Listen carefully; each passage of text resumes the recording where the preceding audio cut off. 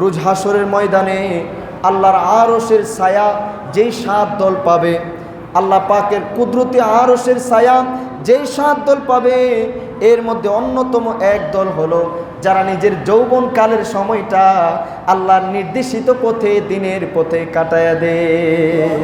আমার সাথে এবার পড়ে না, আউযু বিল্লাহি মিনাশ শাইতানির রাজিম, বিসমিল্লাহির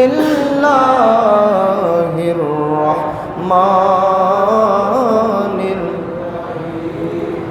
আপনাদের সামনে এখন এমন একটা সূরা থেকে 2-4টা আলোচনা, 2-4টা জীবনের গুরুত্বপূর্ণ জিনিস স্মরণ করে দেওয়ার চেষ্টা করব, যেই সূরাটা এত বিস্ময়কর, এত আশ্চর্যজনক, এত নিয়ামতপূর্ণ। এটার ব্যাখ্যা বিশ্লেষণ করতে গিয়ে কোনো তাফসীর কারকরা বলেছেন যে আল্লাহ রাব্বুল আলামিন একটা ছোট্ট ঝিনুকের ভিতরে, একটা ছোট্ট শামুকের ভিতরে, ঝিনুকের ভিতরে যেন আটলান্টিক মহাসাগর, প্রশান্ত মহাসাগর, সবগুলি সাগর মহাসাগরকে আল্লাহ যেন ঢুকাই দিয়েছে। এটা এমন সূরা যেটা আপনার আমার জীবনের চূড়ান্ত সফলতার পথকে দেখিয়ে দেই। আল্লাহ তাআলা এই কোরআনের এই সূরার মধ্যে বিশেষ করে যুব সমাজকে এবং সবাইকেই ধ্বংসের পথ থেকে বেঁচে কিভাবে আমরা আল্লাহ রব্বুল ইজ্জতের দেখা, আল্লাহর হাবিবের দেখানো সেই সফলতার পথে যেতে পারবো, আমরা আমাদের নিশ্চিত ধ্বংসের পথ, দাজ্জালের ফিতনা থেকে বাঁচতে পারবো, সবই যেন আল্লাহ দেখিয়ে দিয়েছেন। বলেন না সুবহানাল্লাহ। 30 পারার 103 নম্বর সূরা, সূরার নাম হলো সূরাতুল আসর, সূরায়ে আসর। সূরায়ে আসর আয়াত সংখ্যা কত জানেন? মাত্র 3 আয়াত। বলেন কত আয়াত? 3 আয়াত। অথচ মুফাসসিররা বলেন এই 3 আয়াতের ভিতরে আল্লাহ এমনভাবে মহা নিয়ামত লুকাই দিয়েছেন যেন মনে হয় ঝিনুকের ভিতরে আল্লাহ মহাসাগরকে লুকায় রেখেছেন। সবই তো আল্লাহর জন্য সম্ভব। এই জন্য আপনারা আমার সাথে পড়েন, বিসমিল্লাহির রহমানির রহিম, ওয়াল আসর ইন্নাল ইনসানা লাফি খুসর ইল্লাল্লাযীনা আমানু ওয়া আমিলুস সালিহাতি ওয়া তাওয়াসাউ বিল হাক্কি ওয়া তাওয়াসাউ বিস সাবর। একবার বলেন আল্লাহু আকবার। আল্লাহ গো, আল্লাহ রাব্বুল ইজ্জত সব কিছুর ঊর্ধ্বে তোমার শান। আল্লাহ তুমি কোরআনের এই সূরাটা শুরু করেছো ওয়াল আসর। আল্লাহ পাক আসর শব্দের শপথ খেয়েছেন। আল্লাহ পাক আসর শব্দের কসম করে বলতেছেন ওয়াল আসর, আসরের শপথ, আসরের কসম। এই আসর শব্দের ছোট্ট 3টা হরফের এই শব্দের ব্যাখ্যা করতে গিয়ে মুফাসসিরিন কেরাম অনেক ব্যাখ্যা করেছেন। 3টা ব্যাখ্যা খুবই প্রসিদ্ধ। জগৎ বিখ্যাত আলেম আল্লামা জালালউদ্দিন সুয়ুতী রহমতুল্লাহ আলাইহি এই আসর শব্দের ব্যাখ্যা করতে গিয়ে, তাফসীর করতে গিয়ে বলেন আল্লাহ পাক আসরের কসম খেয়ে আল্লাহ পাক এখানে আসর দ্বারা ইয়ানি আদ-দাহার, লম্বা সময়কে, দীর্ঘ সময়কে বুঝিয়েছেন, সময়ের গুরুত্বকে আল্লাহ বুঝিয়েছে। জালালউদ্দিন সুয়ুতী বলেন জীবন থেকে ঘড়ির কাঁটা চলে যাচ্ছে, সময় চলে যাচ্ছে। দুনিয়াটা বড় ক্ষণস্থায়ী সময়ের জন্য পরীক্ষার হলে আল্লাহ পাঠিয়েছেন। এবার সময় তো চলে যাচ্ছে, সময় চলে যাচ্ছে, সময় চলে যাচ্ছে, সময় চলে যাচ্ছে। আমরা মৃত্যুর দিকে ধাবিত হচ্ছে, আমরা চিরস্থায়ী আখিরাতের দিকে চলে যাচ্ছি। এক মুহূর্তের কোনো নিশ্চয়তা নাই, আমাদের সময়গুলো চলে যাচ্ছে, কিন্তু আমরা এই সময়কে কাজে লাগাইতে পারতেছি না। আমরা ক্ষমতার বরত্ব, আমরা দুনিয়ার মধ্যে পাপ কাজ ছাড়তে পারতেছি না, অযথা সময় নষ্ট করা ছাড়তে পারতেছি না।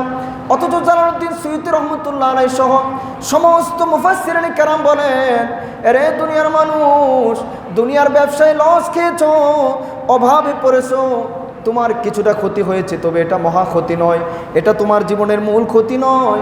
তুমি ক্ষমতা হারিয়েছ, তুমি তোমার ক্ষমতার মধ্যে হেরে গেছো, তুমি কিছুটা ক্ষতিগ্রস্ত হয়েছো, তবে এটা মহা ক্ষতি নয়, এটা মূল ক্ষতি নয়। তোমার সবচাইতে বড় ক্ষতি হলো তোমার দুনিয়ার দামি সময়গুলো তোমার অকাজে চলে যাচ্ছে, অথচ তুমি ইবাদত করতে পারতেছো না, আল্লাহকে পাওয়ার জন্য সময়গুলো কাজে লাগাইতে পারতেছো না। আল্লাহু আকবার।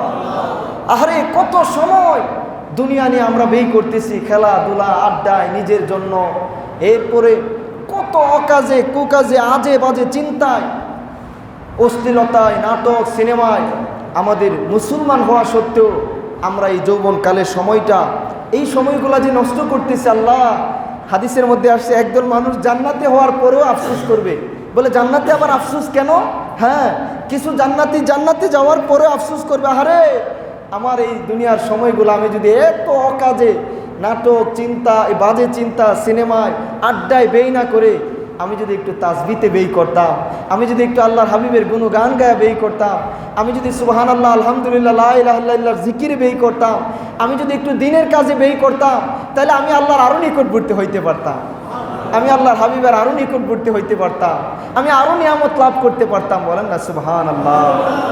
ওয়াল্লাহ আসর, আল্লাহ বলেছেন সময়ের শপথ, সময় চলে যাচ্ছে, সময় চলে যাচ্ছে, কিন্তু আমরা সময়কে কাজে লাগাইতে পারতেছি না। আল্লাহ তাআলা আমাদের এই সময়গুলোকে কাজে লাগানোর মতো তৌফিক দান করো। সবাই আরো মহব্বতে বলেন আল্লাহুম্মা আমিন।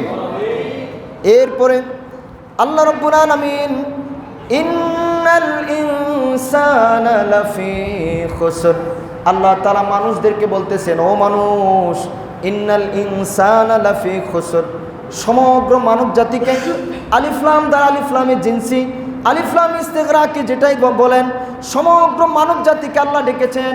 কারণ সমস্ত মানুষ জিন, সমস্ত সৃষ্টিকুলের স্রষ্টাকে আল্লাহ যেহেতু স্রষ্টা, আল্লাহ যেহেতু খালেক, মালেক, আমাদের মাবুদ, আমাদের কোন পথে চললে ভালো, কোন পথে চললে কল্যাণ, কোন পথে অকল্যাণ, আপনারা বলেন এগুলো সবচাইতে বেশি ভালো জানবে কে? আল্লাহ ভালো জানবে না? এই জন্য আল্লাহ বলে দিতেছেন, কল্যাণ অকল্যাণের মালিক আল্লাহ বলতেছেন, ইন্নাল ইনসানা লাফি খুসর, নিশ্চয় নিশ্চয় মানুষ ক্ষতিগ্রস্ত, নিশ্চয় নিশ্চয় মানুষ ক্ষতিগ্রস্ত, মানুষ ক্ষতির দিকে যাচ্ছে। বিশেষত যুব সমাজকে বলি, যৌবনকালের সময়টা ক্ষতির দিকে বেশি নিয়ে যেতে চায়। শয়তান এবং নফসের ধোঁকা একসাথে মিশে আমাদেরকে মহা ক্ষতির দিকে নিয়ে যেতে চায়। আমরা এই যৌবনের উদ্যমী সময়ে, যৌবনের রঙিন সময়ে একজন যুবক চাইলে অনেক পাপ করতে পারে, কিন্তু আল্লাহর ভয়ে, হাসরে হিসাব নিকাশের ভয়ে, আল্লাহর হাবিবের শাফায়াতের আশায় একজন যুবক যদি গুনার কাজে সময় না কাটায়া যৌবনের এই রঙিন সময়ে, যৌবনের এই উদ্যমী সময়ে আল্লাহর হাবিবের প্রেমে, আল্লাহর হাবিবের সুন্নাহ প্রচারে মগ্ন হয়ে যায়, আল্লাহর হাবিবের সৈনিক হয়ে যায়, দুজাহানের বাদশা নবীর দুরুদের পাগল হয়ে যায়, কোরআনের পাগল হয়ে যায়, পাপ মুক্ত জীবন গড়ার একটা দৃঢ় নিয়ত করে আল্লাহর কাছে যে জবাব দেওয়া লাগবে, অ্যাকাউন্টেবিলিটির একটা জায়গা যে আছে, এই কথা মাথায় রেখে সে যদি তওবার দ্বারা আল্লাহর পথে জীবন চালানোর নিয়ত করে, তার চোখের পানি, তার তওবা, তার এক একটা সিজদা আমার আল্লাহর কাছে এত প্রিয়, এত প্রিয়, আল্লাহর কাছে এত দামি। হাদিসে আসছে, আমার জিব্রাইল আলাইহিস সালাম বলে বৃষ্টির প্রতিটা ফোঁটা গুনতে পারে, কিন্তু যৌবনকালে আল্লাহর প্রেমে যুবক যখন আল্লাহ গো বলে ডাকে, আল্লাহর কুদরতে কদমে মহব্বতের সিজদা দেয়, আল্লাহ নাকি যুবকের সিজদা এত বেশি দেয়, জিব্রাইল তা গুনে শেষ করতে পারে না। যুবক আসুন আল্লাহরে ডাকি মন ভরে, আসুন একটু কোরআন পড়ি, দুরুদ পড়ি, দিনের কাজে আমরা একটু আগ্রহী হই, নবীর সুন্নাহ প্রচারে আমরা একটু আগ্রহী হই। দুনিয়া ক্ষণস্থায়ী, তুমি রঙ্গে জীবন কাটায় দিলে জীবন চলে যাবে, আবার যদি তুমি একটু কষ্ট করো, দিনের পথে চলো, নবীর সৈনিক হও, তাও জীবন চলে যাবে। বাজার যদি হিসাব নিকাশ হয়, বন্ধু যদি হিসাব নিকাশ হয়, তাইলে আমি না হয় একটু কষ্ট করছি, আমি তো নবীর সাথে থাকার সৌভাগ্য অর্জন করব। তুমি সাময়িক সময় রং করতে গিয়া, তুমি সাময়িক সময় আনন্দ করতে গিয়া, তুমি এই যে তোমার চিরস্থায়ী আখিরাতকে ধ্বংস করে দিতেছো, বলো তাইলে তোমার ক্ষতিটা কি সামান্য ক্ষতি নাকি মহা ক্ষতি? ইন্নাল ইনসানা লাফি খুসরিন, ইন্নাল ইনসানা লাফি খুসর, মহা ক্ষতির দিকে মানুষ যাইতেছে, মহা ক্ষতির দিকে মানুষ যাইতেছে। এজন্য বুখারী শরীফের একখানা হাদিস শুনেন, আবু হুরায়রা রাদিয়াল্লাহু তাআলা আনহু বলেন, বুখারী শরীফের 660 নম্বর হাদিস, আমার প্রিয় নবীজি সাল্লাল্লাহু তাআলা আলাইহি ওয়াসাল্লাম বলেন, রোজ হাসরের ময়দানে আল্লাহর আরশের ছায়া যেই 7 দল পাবে, আল্লাহ পাকের কুদরতি আরশের ছায়া যেই 7 দল পাবে এর মধ্যে অন্যতম এক দল হলো যারা নিজের যৌবনকালের সময়টা আল্লাহর নির্দেশিত পথে, দিনের পথে কাটায়া দেয়। যৌবনকালের সময়ে মন উতলা থাকে, বিভিন্ন রকমের গুনাহের আহ্বান আসে, বিভিন্ন রকমের বংশীয় নারী তাকে বিভিন্ন কুপথে আহ্বান করে, কিন্তু সে বলে ইন্নী আখাফুল্লাহ, আমি একজনকে ভয় করি। বলেন তিনি কে? কেউ না দেখুক, আমাদেরকে সব সময় যিনি দেখতেছে, আমাদের মালিক, আমাদের খালিক, আমাদের রব, আমাদেরকে যিনি ভালোবাসেন, তিনি কে? সবাই বলেন তিনি কে? এই আল্লাহর ভয়ে যুবক যখন গুনাহ থেকে বাঁচে সে জান্নাতে যাবে। কারণ তিরমিজি শরীফের আরেকখানা হাদিস বর্ণনাকারী সাহাবী, নবীর প্রিয় সাহাবী হযরতে আবু বারজা আল আসলামী রাদিয়াল্লাহু তাআলা আনহু, তিনি বলেন প্রিয় নবীজি সাল্লাল্লাহু আলাইহি সাল্লাম বলেছেন, হাসরের কঠিন দিনে, হাসরের ময়দানের কঠিন দিনে আল্লাহর বান্দারা 5টা বিষয়ের জবাব দেওয়ার আগে এক কদম আগাইতে পারবে না, এক কদম পিছাইতে পারবে না, চুল পরিমাণ নড়তে পারবে না। 5টা প্রশ্নের উত্তর যতক্ষণ না আল্লাহকে না দিবে, 5টা প্রশ্নের উত্তর দেওয়া লাগবে। তন্মধ্যে অন্যতম একটা প্রশ্ন হলো, তুমি তোমার যৌবনকাল কিভাবে কাটাইছো? যৌবনকাল কিভাবে কাটাইছো এটা হিসাব দেওয়া লাগবে কিনা? হিসাব দেওয়া লাগবে। এজন্য আমরা আল্লাহর কাছে সবসময় দোয়া করি, রব্বানা আতিনা ফিদ দুনিয়া হাসানাতাও ওয়া ফিল আখিরাতি হাসানাতাও ওয়া কিনা আযাবান নার। আল্লাহু আকবার, আল্লাহুম্মা আমিন। দুনিয়াও লাগবে, আপনি একটু জায়েজ আনন্দ করবেন, আপনি জায়েজ হাস্যরস করবেন, কিন্তু মনে রাখবেন এটা আপনার মূল লক্ষ্য না। আপনার আমার সবার মূল লক্ষ্য উচিত আমরা যেন কখনোই আল্লাহকে না বলি, কখনোই যেন আল্লাহর হাবিবকে না বলি। আমাদের মেইন ইন্টেনশন, ফোকাস, গোল, আমাদের এইম ইন লাইফ মূল থাকবে আল্লাহকে রাজি করা, আল্লাহর হাবিবকে রাজি করা, আল্লাহকে রাজি করা। কথা বলেন ঠিক কিনা? আমরা যেন কখনোই আল্লাহকে না বলি। দুনিয়ার কারো ভালোবাসা, দুনিয়ার কোনো কিছুর চাওয়া পাওয়া যেন আমরা আমাদেরকে আল্লাহ থেকে গাফেল না করি, এটাই হলো মূল লক্ষ্য হওয়া উচিত। এজন্য আজকে আমি সূরা আসরকে বেছে নিলাম। আল্লাহ পাক এই সূরার ভিতরে কি নিয়ামত যে লুকায় রাখছে, ইমামে শাফি বলতেন এই ছোট্ট সূরার তাফসীর যদি মানুষ পড়তো, এই ছোট্ট সূরাটা যদি মানুষ তেলাওয়াত করতো, আর একটু চিন্তা ফিকির করতো, মোরাকাবা করতো, গোপনে চিন্তা ভাবনা করতো, তাইলে এই ছোট্ট সূরাটাই মানুষের হেদায়েতের জন্য যথেষ্ট হয়ে যাইতো।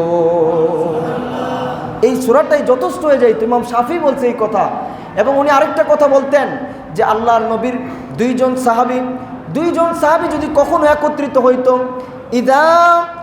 তারা যখনই দেখা হইতো, লাম ইয়াতাফাররাকা হাত্তা ইয়াকরা আহাদুহুমাল আখার সূরাতুল আসর, অর্থাৎ তারা দুইজন দেখা হলেই, দুইজন সাহাবী কখনোই তারা আলাদা হতো না যতক্ষণ না একজন আরেকজনকে সূরা আসর তেলাওয়াত করে শোনাইতো। আল্লাহু আকবার। অথচ কোরআনের জননী বলা হয় সূরা ফাতিহাকে, সূরা ফাতিহা। আমার আব্বা সবসময় বলতেন, আব্বা হুজুর বলেন যে পানি তো এমনিও খাও, যখন পানি খাবা একটু সূরা ফাতিহা পড়ে খাইও, দেখবা এমনিতেই পেট ব্যথা ভালো হয়ে যাবে, মাথা ব্যথা, অনেক রোগ দেখবা দূর হয়ে যাবে। কারণ তাফসিরে কাশফ সহ অনেক তাফসিরে আসছে সূরা ফাতিহার আরেকটা নামই হলো সূরা শেফা।